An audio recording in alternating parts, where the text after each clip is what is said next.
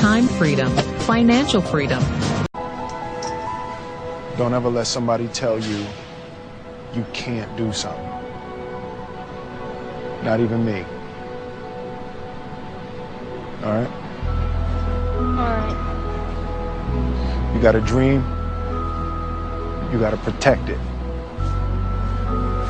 People can't do something themselves. They want to tell you you can't do it.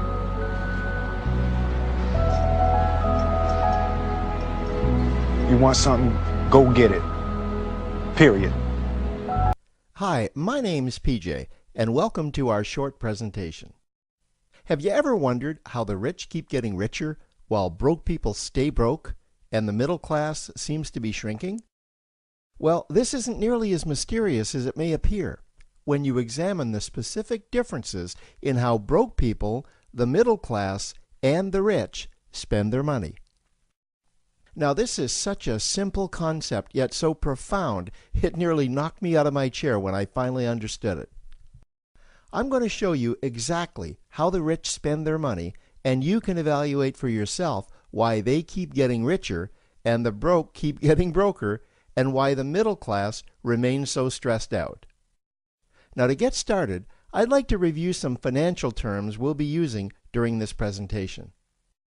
The terms that you need to be familiar with are cash flow, which means money you bring in, expenses, which means money you spend, assets. Now, this is the most confusing one.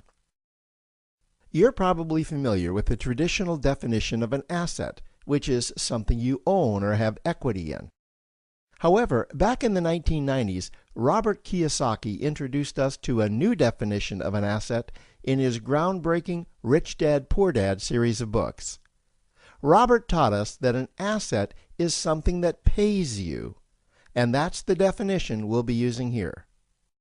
Liabilities is the last term, and it's defined as things that cost you money. As an example, a house is typically viewed as an asset, but can it actually be a liability? Yes, with our revised definition, anything that costs you money is a liability, not an asset. If you have a mortgage, your house is an asset to your banker because it pays him or her every month. But could a house also be considered an asset to you? Yes, in the right circumstances it could, when it pays you money. Let's say you buy a house and you rent it out, and it paid you a positive cash flow every month after all expenses. That would then be considered an asset. Now, one more time with the terms, just to be very clear before we continue. Cash flow is money you make. Expenses, that's money you spend. An asset pays you, and a liability costs you. Now let's take a look at how broke people spend their money. Now, when I say broke people, I'm not referring to the destitute. I'm speaking about that large portion of our society that lives from paycheck to paycheck and who never seem to have any money. In fact, most times there's more month left at the end of their money, and I'm sure many of you can relate to that group. On payday, broke people buy what I'm going to call stuff. Well, what's stuff? Well, that's inexpensive things that people buy that they don't really need to survive. You go into someone's house and you can't find any counter or tabletop space in the whole house because of all the stuff on it. Their house and their cars are full and cluttered with stuff. Well, where do they get all this stuff? They buy it at the flea market, at the garage sale, at the dollar store, at the craft show. So cash flow comes in and then it goes straight out the expense column to buy stuff. You see, broke people never really educate themselves on assets and liabilities.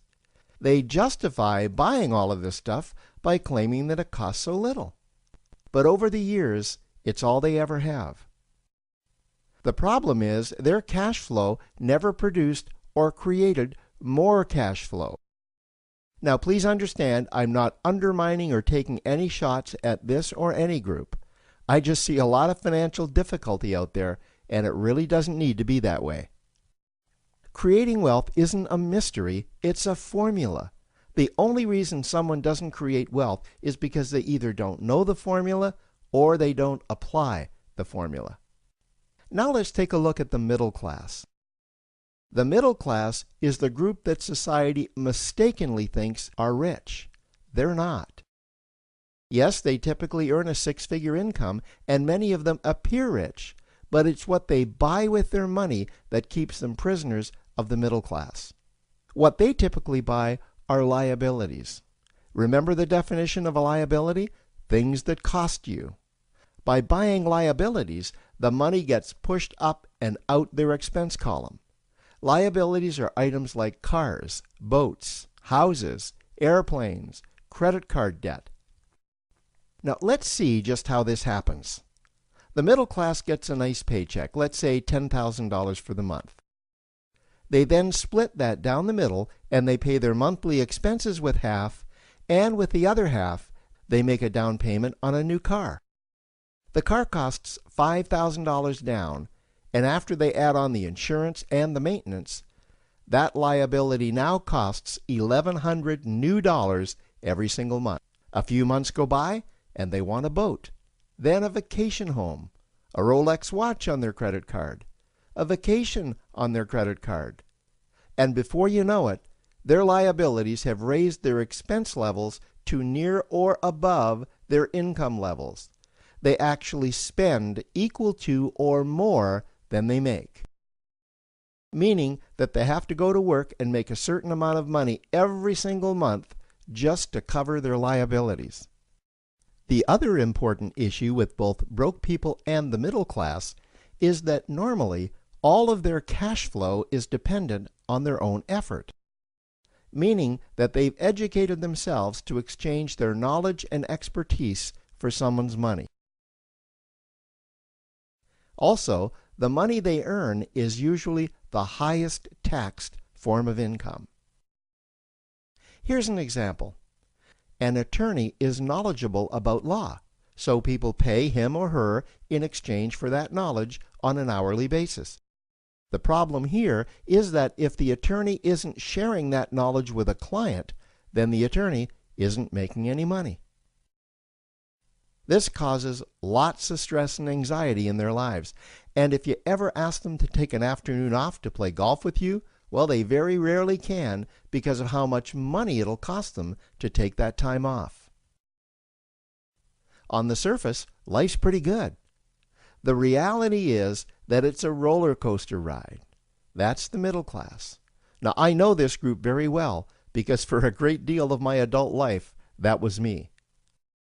Now let's take a look at how the rich people spend their money. Rich people acquire assets. Again, an asset is something that pays you. If you want to become rich, buy assets that earn you more money. The money cycle looks like this. Acquire assets that produce cash flow, invest the profits to acquire more assets that produce more cash flow, invest those profits to acquire more assets that produce more cash flow. The rich spend their money and acquire things that produce more money. Here are a few examples of assets that produce more money. Investments are the obvious ones: stocks, bonds, real estate. Education is another asset. If you learn how to do something that produces more money for you and you actually do it, that's buying an asset. There's a great quote that goes, "If you think education is expensive, you should see how expensive stupidity is." Another example of assets you can acquire that pay you are cash-generating opportunities, especially those opportunities that can create a passive cash flow. Passive meaning that once you build it up, the money continues to flow whether you're still building it or not. Here's a small example. Let's suppose you bought a pinball machine and you put it in a barber shop, and you don't spend any of the profits. You save them until you can buy another pinball machine and put it in another barber shop. This, by the way, was Warren Buffett's first business. If you don't know who Warren Buffett is, he's one of the top 2 richest men in America. The rich are extremely eager to find those passive cash-generating opportunities because those opportunities continue to pay them month after month, year after year, long after they've stopped working the opportunity. You know, I see this happen again and again with successful entrepreneurs. They find a passive cash flow stream that they build up, and it continues to pay them month after month, year after year. They then take those profits and multiply them in another passive cash-generating opportunity, and then again in another. In conclusion, here's what I've learned over the years. You can't find these passive cash-generating opportunities unless you're open to hearing about them. Then, once you find them, you must be willing to see what fits you and then act. Now, the reason I say this is that I once answered a hokey little ad that I ended up generating 7 figures from, simply because I answered that ad and then took action. These opportunities are out there, you just need to find them. You also must be opportunistic enough that when the right situation does present itself, you don't miss it. So remember, broke people buy stuff, the middle class buy liabilities, and the rich acquire assets, preferably cash-generating opportunities that can create passive cash flow. They then take that cash flow and invest it in another asset that produces more cash flow. That's the wealth creation formula. Now, I trust you found this introductory information helpful. Now, to learn about one of the greatest cash-generating machines on the planet, click on the link below to proceed to step 2. Let me tell you something you already know. The world ain't all sunshine and rainbows. It's a very mean and nasty place, and I don't care how tough you are, it will beat you to your knees and keep you there permanently if you let it. You, me, or nobody is going to hit as hard as life. But it ain't about how hard you hit. It's about how hard you can get hit and keep moving forward. How much you can take and keep moving forward. That's how winning is done. Now, if you know what you're worth, now go out and get what you're worth. But you got to be willing to take the hits and not pointing fingers saying you ain't where you want to be because of him or her or anybody. Cowards do that, and that ain't you. You're better than that. Time freedom, financial freedom,